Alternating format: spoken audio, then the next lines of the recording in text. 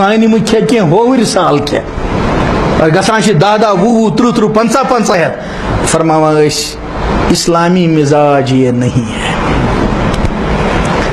حضرت مفتی محمد حسن گنگوہی علیہ رحمہ تم ٲسۍ فرماوان اس کو غور سے سننا دوستو فرماوان ٲسۍ کورِ مول چھُ پننہِ کورِ رچھان پنُن زوٗ دِتھ اردو پٲٹھۍ ٲسۍ تِم جملہٕ ونان وہ اپنا خون جگر اس بیٹی کو پلاتا ہے اپنی عزت اس کی عزت پر قربان کرتا ہے.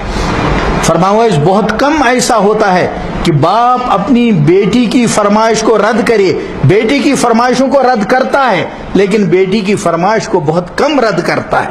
اس کو معلوم ہوتا ہے یہ دوسرے کی امانت میرے پاس ہے. پتہ فرماوا محض شریعت کے حکم کی وجہ سے خون جگر سے اس بچی کو پال کر ایک اجنبی کے ہاتھ میں ہاتھ تھما دیتا ہے. محض اسلام کے حکم کی وجہ سے اس اجنبی سے کہتا ہے میں نے پوری امانت دیانت سے اس کو پال کر تیار کیا, لے جاؤ اب تمہارے سپرد ہے.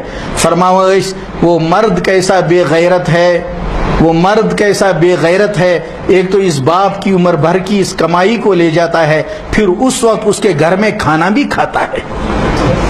اس مرد کی غیرت کہاں چلی گئی؟